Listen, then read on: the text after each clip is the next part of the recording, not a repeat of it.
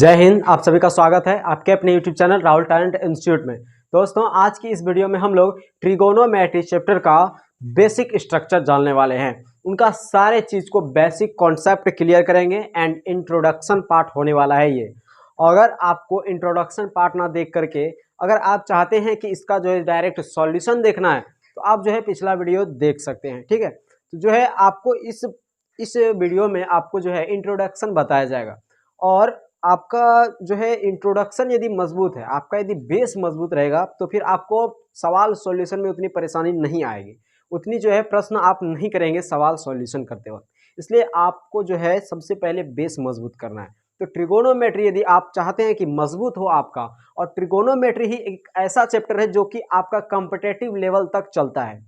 यहाँ तक कि 10th में इसको जो है एक बेसिक तौर तरीके से पढ़ा जाता है, जबकि +1 +2 में जो है इसे पूर्ण रूप से इसका ज्ञान लिया जाता है। लेकिन यहाँ पे जो एक बेसिक इंट्रोडक्शन दिया गया है 10th में, इसलिए आपसे गुजारिश है कि अगर आप साइंस से या किसी भी कॉम्पिटिटिव एग्जाम में बैठना चाहते हैं तो ट्रिगोनोमेट्री को आप जो है बेसिक जरूर देखिए। इस वीडियो आपके लिए बिल्कुल एकदम वीडियो आपके लिए सही है, क्योंकि इस वीडियो में आपको जो है ट्रिगोनोमेट्री से संबंधित संपूर्ण जानकारियां दी जाएगी। तो ट्रिगोनोमेट्री के लिए चलिए चलते हैं उसको समझने की ओर और उन सभी बेसिक कॉन्सेप्ट को जानने की ओर जिसे कि सुनते ही जो है आदमी सोचता है, हर स्टूडेंट सोचता है कि ये कहाँ से आया। हर बात का जो है जवाब मांगेंगे क्यों में, और हर सवाल का जो क्यों का जवाब आपको इसी वीडियो में दिया जाएगा। तो चलिए देखते हैं उन सारे सवाल को और उन सारे सवालों के आंसर को। तो चलिए देखते हैं ट्रिगोनोमेट्री। जैसे कि आप जानते हैं कि त्रिकोणमिति से कहते हैं, त्रिकोणमिति। देखिए त्रिकोणमिति का परिचय यही है ना, 8वां चैप्टर है आपका, 10th क्लास के 8वां चैप्टर है आपका त्रिकोणमिति का परिचय। अब देखिए इसमें त्रिकोणमिति का परिचय इसमें चैप्टर में ही लिख दिया गया है कि त्रिकोणमिति का परिचय आप पढ़िए। जैसे हम किसी जाते हैं कहीं पे या फिर किसी भी रिश्तेदारी में या कहीं भी जाते हैं, किसी भी सभाओं में जाते हैं, तो वहाँ पे जो है सबसे पहले क्या दिया जाता है, इंट्रोडक्शन अपना देना पड़ता है, यानी अपना परिचय देना पड़ता है। उसी प्रकार से यदि आपको ट्रिगोनोमेट्री से संबंधित बहुत ही बड़ा, बहुत ही खास जानकारियां चाहिए तो उसके लिए जो है आपको सबसे पहले परिचय पता होना चाहिए कि ट्रिगोनोमेट्री का परिचय क्या है। तो त्रिकोणमिति का परिचय जो है सबसे पहले यदि आपको पता रहेगा तो आप जो है +1 +2 कॉम्पिटिटिव एग्जाम में ट्रिगोनोमेट्री से संबंधित बिल्कुल भी आपको कोई भी प्रश्न सॉल्यूशन में बिल्कुल भी कहीं परेशानी नहीं होगा। ये हमारा उम्मीद है एंड दावा है कि इस वीडियो के बाद आपको जो है किसी भी क्वेश्चन को सॉल्यूशन करने में परेशानी नहीं होगा, क्योंकि बेसिक यदि मजबूत हो जाएगा आपका तो फिर आप जो है महल, बड़े से बड़े महल बना सकते हैं। तो चलिए देखते हैं त्रिकोणमिति का परिचय। अब देखिए त्रिकोणमिति का परिचय, लोग कहते हैं कि डेफिनेशन रटते हैं, लोग डेफिनेशन रट लेते हैं, उसको यदि इंट्रोडक्शन पढ़ाया जाता है तो वो डेफिनेशन रट लेते हैं। अक्सर जो है डेफिनेशन रटने के लिए ही बताया जाता है उसको, लेकिन ये सब गलत बात है। ठीक है, देखते हैं त्रिकोणमिति। देखिए त्रि का मतलब ही होता है 3, होता है ना, त्रि का मतलब ही 3, और कौन का तो मतलब आप भली भांति समझते हैं, इसे इंग्लिश में लिख देते हैं एंगल। मिति का इंग्लिश क्या होता है, माप या मापना। मिति का इंग्लिश माप या फिर मापना। अब एक साथ इसको पढ़िए, 3 कोण मापना, 3 कोण मापना यही त्रिकोणमिति है। 3 कोण को मापना यही त्रिकोणमिति है। तो ये चीज जो है आदमी रट लेता है कि 3 कोण यानी 3 भुजाओं को मापना त्रिकोणमिति कहलाता है, जो कि सरासर गलत है। इसे जो है आप इसी से ही आप संपूर्ण रूप से अंदाज लगा सकते हैं कि 3 कोण को मापना ही त्रिकोणमिति कहलाता है। अब आप समझिए कि 3 कोण को मापना त्रिकोणमिति कहलाता है, तो ऐसा कौन सा आकृति है, उस आकृति का क्या नाम है जिसमें कि 3 कोण हो। तो आप भली भांति उनसे परिचित होंगे। 3 कोण वाले आकृति को ही हम त्रिभुज कहते हैं। त्रिभुज यानी 3 भुजाओं वाला आकृति या 3 कोणों वाला आकृति त्रिभुज। तो त्रिभुज को ही मापना, त्रिभुज को ही मेजर करना क्या कहलाता है, ट्रिगोनोमेट्री। इसका इंग्लिश जो होता है दोस्तों वो होता है, त्रिकोणमिति का इंग्लिश होता है ट्रिगोनोमेट्री। अब देखिए इससे भी, ये इंग्लिश वर्ड है और ये जो है हिंदी शब्द है आपका। ठीक है, देखिए ट्रिगोनोमेट्री, इससे भी आप जो है डेफिनेशन याद कर सकते हैं। देखिए ग्रीक लैंग्वेज से 3 शब्द लिया गया है, ग्रीक लैंग्वेज से 3 शब्द दिया गया है और उसी 3 से मिलकर बना है ट्रिगोनोमेट्री। देखिए, एक बना है ट्राई, जिसका अर्थ होता है 3, एक लिया गया है ट्राई। ये कौन सा लैंग्वेज है? तो ग्रीक लैंग्वेज है भाई। कौन सा लैंग्वेज है? ग्रीक लैंग्वेज है। एक है गोनियो, जिसका अर्थ होता है कौन, और एक है मैट्रॉन, जिसका अर्थ होता है माप या मिति, माप या मिति। अब देखिए, 3 कोण मापना, यहां से भी वही चीज निकल के आ रहा है कि 3 कोण मापना ट्रिगोनोमेट्री कहलाता है। ये अपने आप में जो है ये वर्ड ही चीख चीख के कह रहा है कि हमारा जो कार्य है, हम जो करते हैं, वो 3 भुजाओं वाला, 3 कोण वाला आकृति को हम नापते हैं। ये चीख चीख के कह रहा है, तो फिर हम डेफिनेशन क्यों रटें?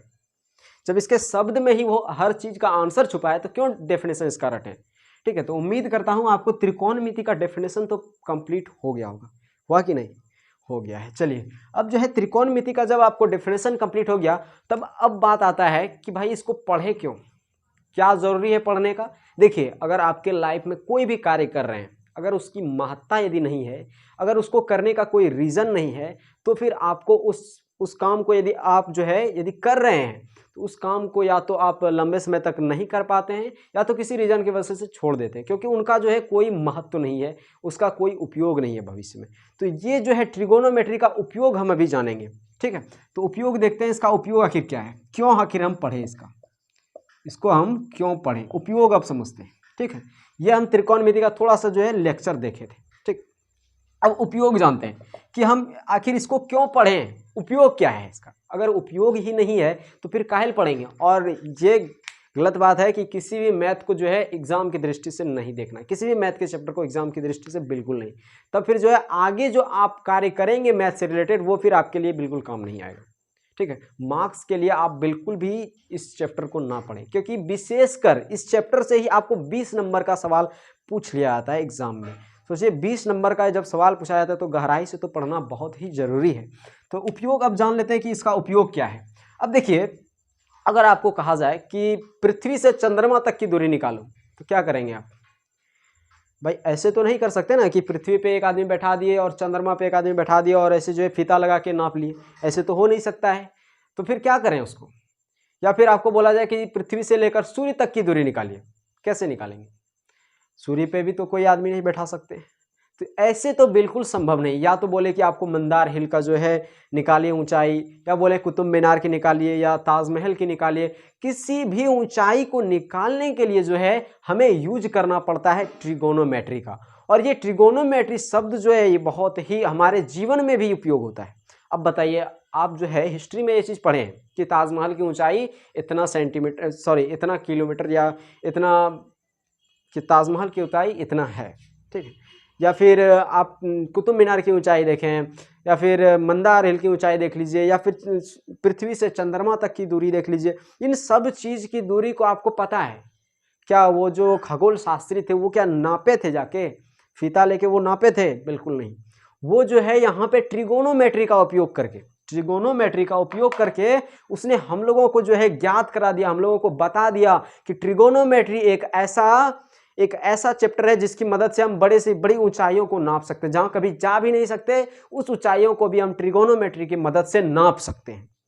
तो उसने जो है बड़े से बड़े स्थान, यानी कि जैसे देखिए पृथ्वी से सूर्य तक की दूरी भी ज्ञात कर लिया है, पृथ्वी से चंद्रमा तक की दूरी भी ज्ञात कर लिया है, उसने हर चीज की दूरी ज्ञात किया है। लेकिन अब कैसे किया है इसके बारे में भी इसमें बताया जाएगा। लेकिन आपको जो है अभी उपयोग सिर्फ याद रखना है भाई, आपको उपयोग याद रखना है कि उपयोग आखिर क्या है।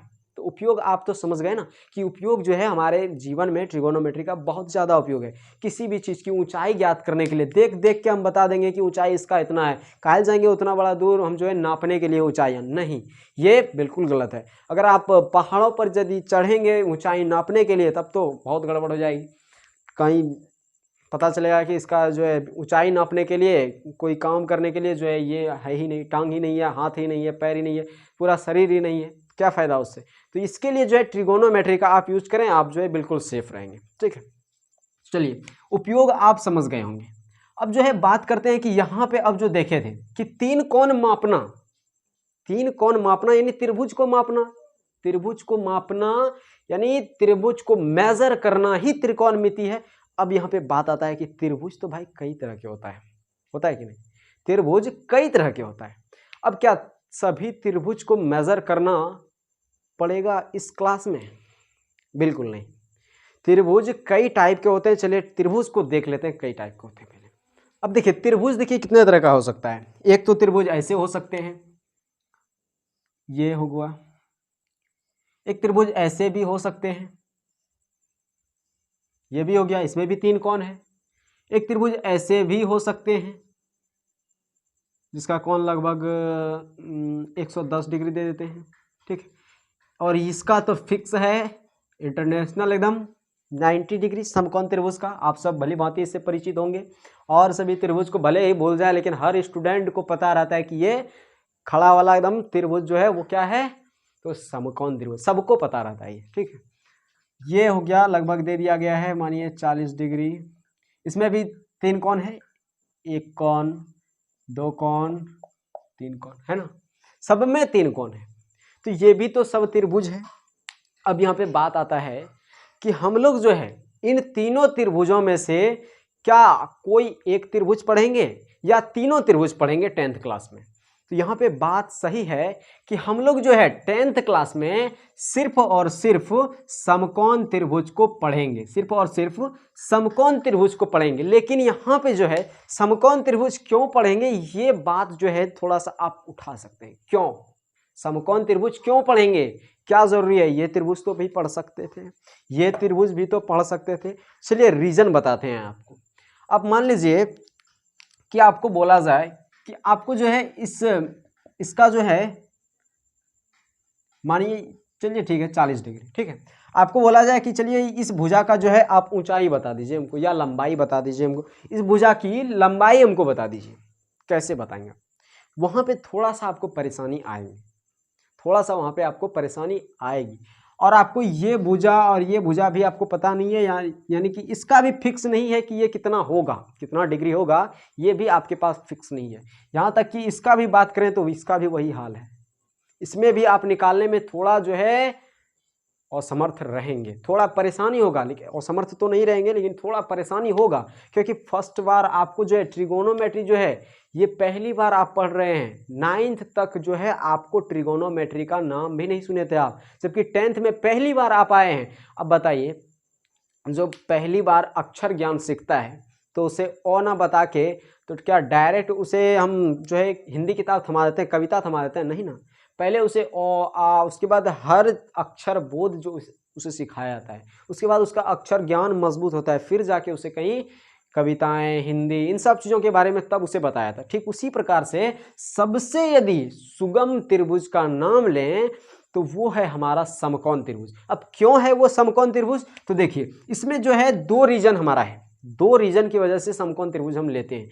एक पहला रीजन है कि इसमें हमेशा एक कोण 90 डिग्री का होता है। समकोण त्रिभुज का एक रीजन ये है कि हमेशा एक कोण 90 डिग्री का होता है, और दूसरा रीजन ये है कि 90 डिग्री के सामने वाला जो भुजा होता है, सामने वाला जो भुजा होता है वो कर्ण, यानी कि कर्ण कहलाता है, यानी इन दोनों भुजाओं से बड़ा होता है। नहीं समझ में आया? यानी एक कोण तो 90 डिग्री होता है, समकोण त्रिभुज का एक पहला गुण है कि एक कोण तो 90 डिग्री होता है, लेकिन दूसरा गुण जो है वो 90 डिग्री के सामने वाला भुजा, ठीक सामने वाला भुजा इन दोनों भुजाओं से बड़ा होता है। दूसरा ये गुण है। तो ये चीज पता चल गया तो उसके बाद अब देखिए ये कोण तो 45 होगा, ये भी कोण 45 होगा कि नहीं? अब सोचिए यहाँ पे, ठीक है, अगर सपोज ये 45 डिग्री हो गया तो ये भी तो 45 डिग्री होगा। तो यहाँ पे जो है हमें ज़्यादा परेशानियाँ नहीं उठानी पड़ती है। ये चीज़ जो है ज़्यादातर सुगम हो जाता है इन सभी की तुलना में। इसलिए जो है मैथमेटिशियन ने डिसाइड किया सबसे पहले जो है स्टूडेंट को इंट्रोडक्शन पार्ट में हम समकोण त्रिभुज का यूज करने के लिए देंगे। उसके बाद आप +1 +2 में सब त्रिभुज को यूज करेंगे। ये तो आप जब साइंस लेंगे तो आपको पता ही चल जाएगा इन सब चीज़ों के बारे में। तो चलिए समकोण त्रिभुज के बारे में अब हम पढ़ लेते हैं कि समकोण त्रिभुज है क्या। और हाँ, आप जो है ये जान लीजिए कि ये जो है त्रिकोणमिति का सर्वप्रथम आविष्कार जो है मिस्र और बेबीलोन में हुआ था। ऐसा जो है साक्ष्य से ज्ञात होता है। मिस्र और बेबीलोन में इसका जो है सर्वप्रथम साक्ष्य से ज्ञात होता है कि मिस्र और बेबीलोन में इसका आविष्कार हुआ था सर्वप्रथम। ये ऐसा जो है साक्ष्य से माना गया है, कोई प्रमाण प्रमाण से ही या फिर साक्ष्य से ही बताया गया ये चीज़, ठीक है।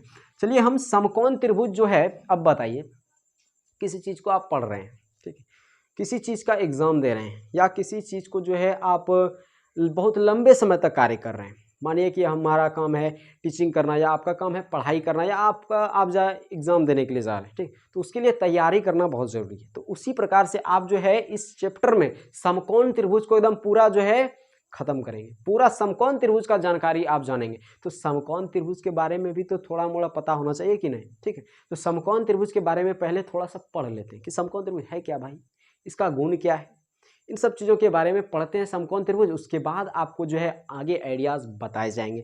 चलिए समकोण त्रिभुज देख लेते हैं आप। समकोण त्रिभुज, चलिए अब हेडिंग डाल लीजिए इसको, दूसरा नंबर हेडिंग, ठीक है, दूसरा नंबर हेडिंग डाल लीजिए कि समकोण त्रिभुज अब पढ़ना है हम लोग। देखिए अभी हम आपको समकोण त्रिभुज के बारे में बताइए दिए थे भैया। देखिए समकोण त्रिभुज का पहला गुण तो ये बताए थे कि इसका एक कोण जो होता है वो 90 डिग्री होता है, एक कोण इसका 90 डिग्री होता है। और दूसरा गुण जो आपको बताए थे, क्या बताए थे कि 90 डिग्री के सामने वाला, 90 डिग्री के सामने वाली भुजा, 90 डिग्री के सामने वाली भुजा दोनों भुजाओं से बड़ा होता है। एक ये गुण है। ये दोनों गुण यदि आपको पता है तो आप जो है त्रिकोणमिति में समकोण त्रिभुज में कंफ्यूजन नहीं होंगे। आप त्रिकोणमिति में समकोण त्रिभुज में कंफ्यूजन नहीं होंगे। ये चीज आपको पता होना चाहिए, हर हाल में पता होना चाहिए। अब जो है बात आता है कि समकोण त्रिभुज में और क्या चीज है भाई। तो तीसरा नंबर जो आपको बताने जा रहे हैं इसका गुण, वो याद रखिएगा, बहुत ही इंपॉर्टेंट है भाई।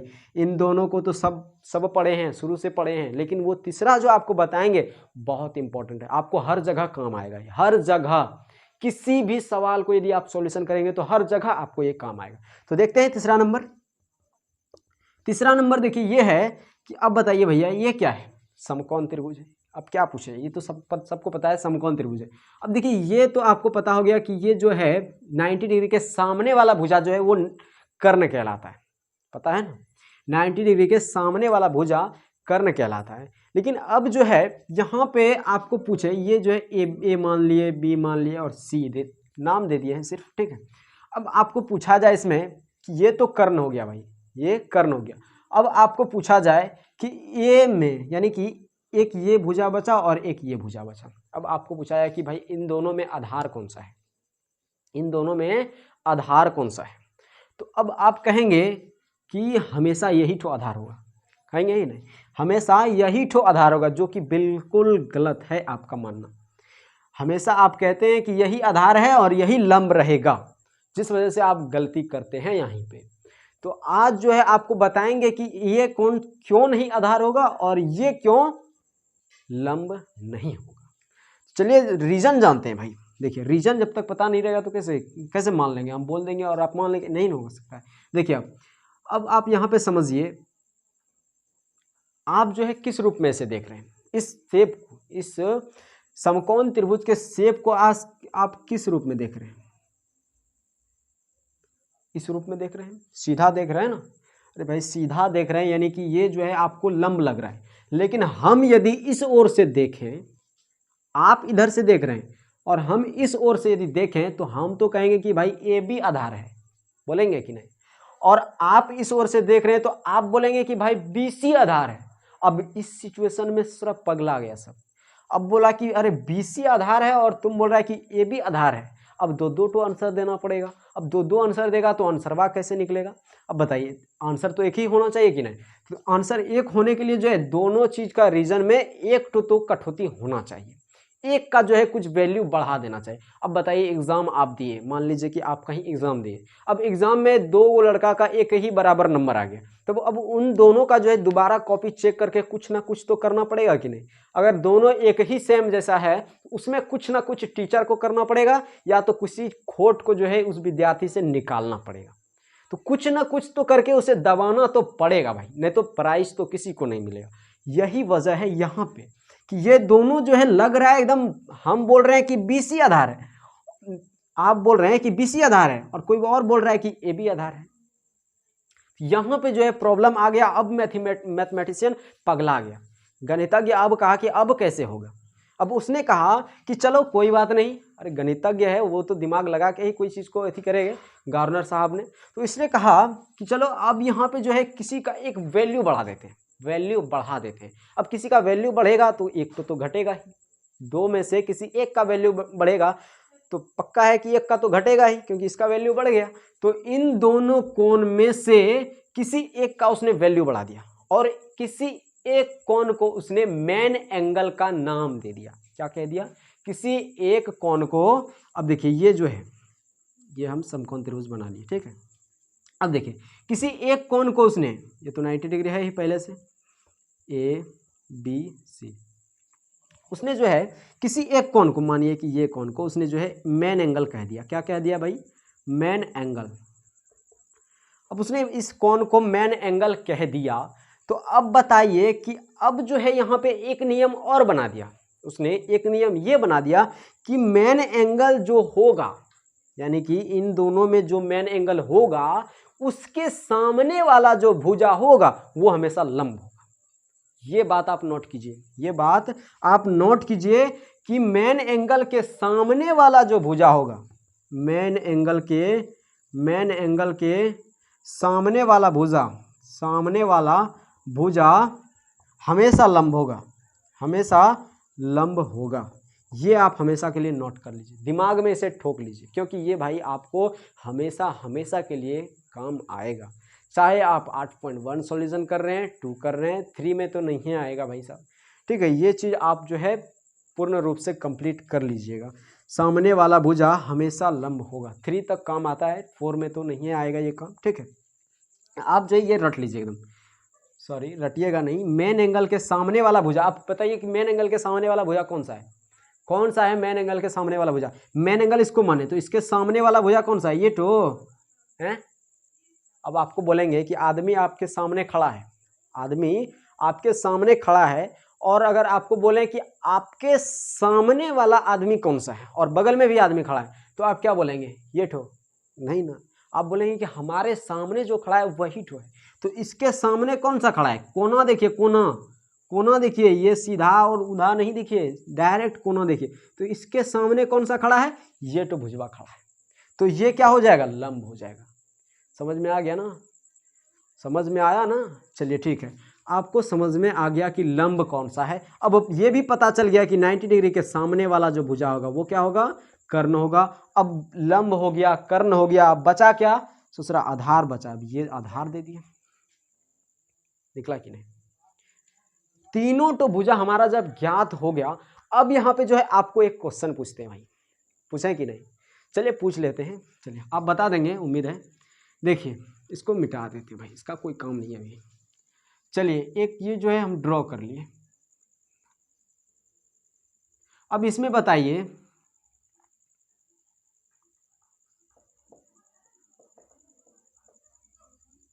ये मेन एंगल है आपका, ठीक है, ये मेन एंगल है और ये तो 90 डिग्री है ही भाई। अब आप बताइए इसमें लंब कौन सा है? नाम दे दिए ए बी सी। अब बताइए इसमें आपका लंब कौन सा है? लंब, लंब बताइए। ये तो हो जाएगा लंब, क्योंकि इसके सीधे वाला जो भुजा है वही लंब होगा कि नहीं? तो आप समझिएगा जरा, यहाँ जब यहाँ रखे थे मान, यानी मेन एंगल जब यहाँ पे था, इस कोने पे था, तो लंब बना ये भुजा, और जब ऊपर चला गया मेन एंगल तो लंब बना ये वाला भुजा। तो यहाँ पे कंफ्यूजन होता है भाई साहब, इसको जो है जरा 2-3 बार जो है इसको रिपीट कीजिए और समझिए इसको।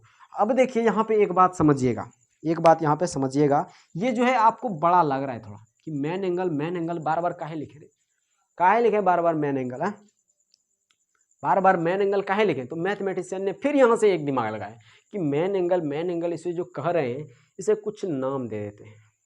फिर उसने जो है इसका नाम कुछ दे दिया, मेन एंगल का उसने कुछ नाम दे दिया, और वो जो नाम दिया है उसने बड़ा ही विचित्र नाम है और सबको पता है, सबको पता है वो नाम। जैसे कि आपने देखा है ना कि 22/7 हो गया, और या फिर 3.14 हो गया, इन सब का जो है, इन सब का मान जो है, इन सब को तब्दील कर दिया एक पाई में। ठीक उसी प्रकार से मेन एंगल को तब्दील कर दिया है थीटा में। नहीं समझ में आया? यानी इस कोण का मान जो है उसने कह दिया कि इसका वैल्यू जो है वो थीटा है। क्या बोल दिया? थीटा, यानी इसका नाम दे दिया थीटा। ठीक है, अब बताइए मेन एंगल का नाम छोटा कर दिया तो उसमें कोई आपत्ति है आपको? नहीं ना। उसने जो, अब भाई इसका कुछ भी नाम दे सकता था, वो वाई जेड एक्स वाई कुछ भी दे सकता है, आप जो है इसमें बेफिक्र रहें, क्योंकि नाम किसी का कुछ भी रखें वो उनकी चॉइस के अनुसार से होता है, उनके पेरेंट्स की चॉइस के हिसाब से होता है उनका नाम। तो इसका जो है जो गणितज्ञ थे, इनके जो जनक थे, उसके हिसाब से जो है ये थीटा का मान रहा है। तो इसमें कौन सा बात है भाई? ठीक है, तो थीटा उसने रखा है तो सही बात है। इसका भी अब जो है मेन एंगल मिटा देते हैं और इसकी जगह पे थीटा। समझ में आ गया ना? चलिए, और जो है कहीं कहीं ए भी मिलेगा, बी भी मिलेगा, कहीं सी भी मिलेगा, जेड भी मिलेगा, एक्स भी मिलेगा, वाई भी मिलेगा। उसके लिए आपको बेफिक्र रहना है कि नाम आपको ये देखना है, कौन देखना है भैया। ठीक है, चलिए अब जो है आपको समकोण त्रिभुज के बारे में उम्मीद करता हूं कि इस चैप्टर के लिए, इस अध्याय के लिए आपको समकोण त्रिभुज का खास तौर से ज्ञान हो गया होगा। इतना ही ज्ञान काफी है, 3 ही पॉइंट काफी है समकोण त्रिभुज के लिए। ठीक है, अब जो है चौथा पॉइंट, सॉरी, अब जो है अगला समकोण त्रिभुज के बाद अगला पॉइंट अब जो चलेंगे वो है त्रिकोणमिति का अनुपात। त्रिकोणमितीय अनुपात को जानने के लिए अब चलेंगे। चलिए देखते हैं त्रिकोणमितीय अनुपात। इसको जो है सबसे पहले साफ कर लेते हैं। तो चलिए जो है अब हम त्रिकोणमितीय अनुपात को समझेंगे। त्रिकोणमितीय अनुपात जो कि सबसे आखिरी बेसिक कॉन्सेप्ट आपका होने वाला है, और इस कॉन्सेप्ट को अगर आप क्लियर कर लेते हैं तो समझिए कि आपका जो है अधिकांश चीज कंप्लीट हो गया, बेसिक आपका मजबूत हो जाएगा अगर आप इसको समझ लेते हैं तो। चलिए देखते हैं क्या है त्रिकोणमितीय अनुपात। त्रिकोणमितीय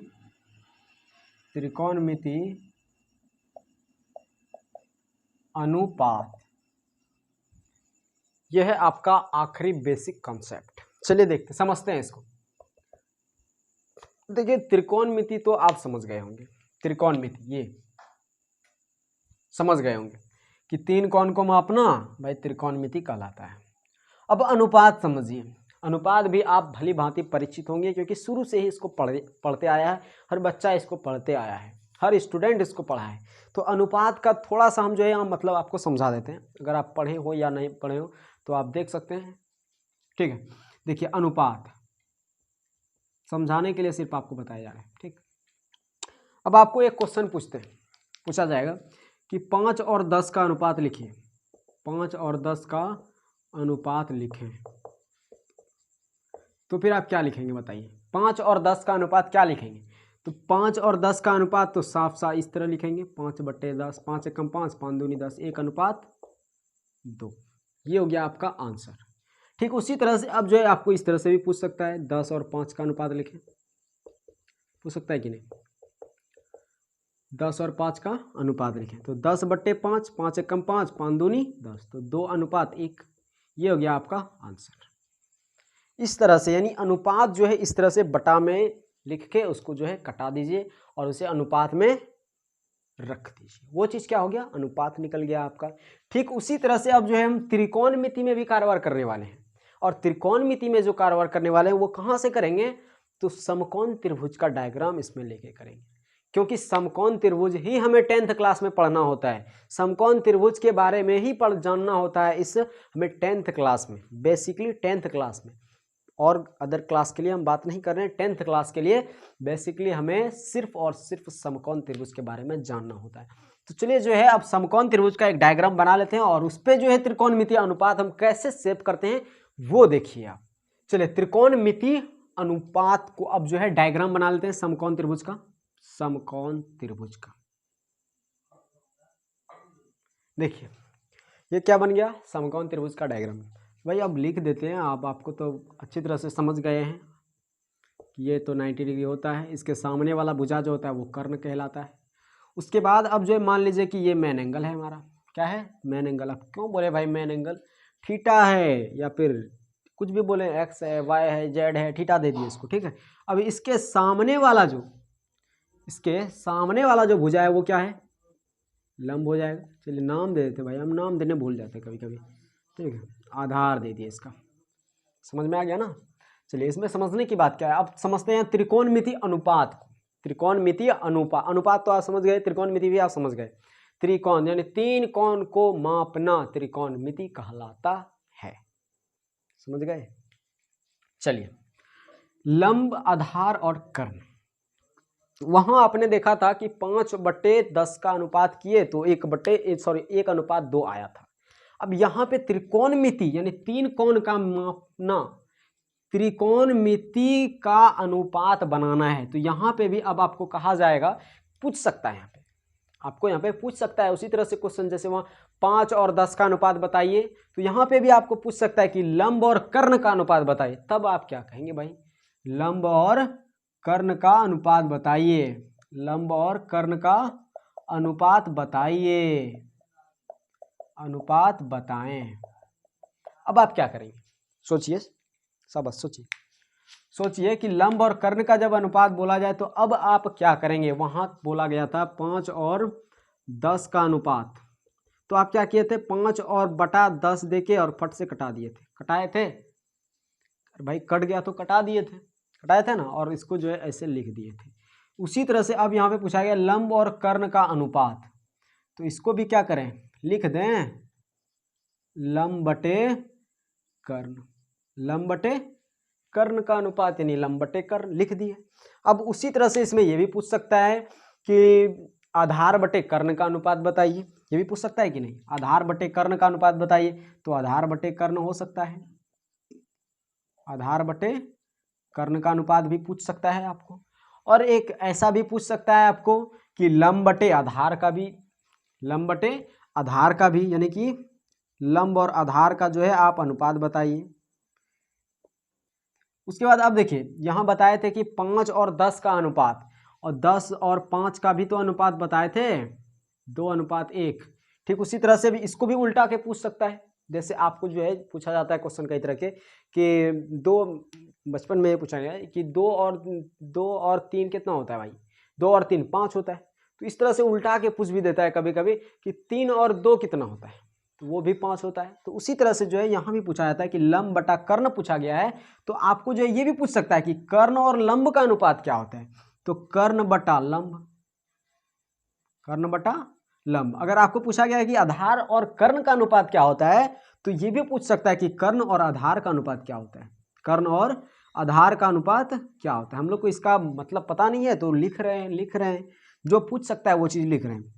यहाँ पूछा गया लंब और आधार का अनुपात, तो यहाँ पूछ सकता है आधार और लंब का अनुपात क्या होता है, पूछ सकता है कि नहीं, ये चीज जो है आपको पूछ सकता है, इतना चीज आपको इसमें पूछ सकता है। और इसी को जो है, इसी को मैथमेटिक्स की भाषा में हम लोग जो है, इसी को हम 6 निष्पत्तियां कहते हैं कि त्रिकोणमिति की 6 निष्पत्तियां है, त्रिकोणमिति की 6 निष्पत्तियां हैं।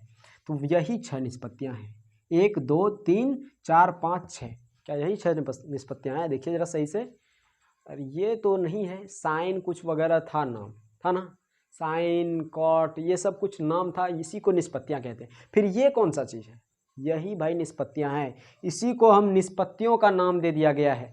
देखिए अब बात यूं है कि जैसे वहां पे आप मेन एंगल का जो है थीटा में तब्दील किए थे कि नहीं, पाई 22/7 को पाई में तब्दील किया गया है कि नहीं, ठीक उसी प्रकार से यहाँ पे जो है मैथमेटिशियन ने अपना स्टूडेंट का भी समय बचाने के लिए, टीचर का भी समय बचाने के लिए, और खुद का भी समय बचाने के लिए, और किताब की पन्नों की जगहों को बचाने के लिए भी उसने क्या किया कि लंब और कर्ण हर हमेशा आपको ना पूछा जाए, इसलिए आपको पूछा जाए कि लंब और कर्ण के बदले में साइन पूछा जाए।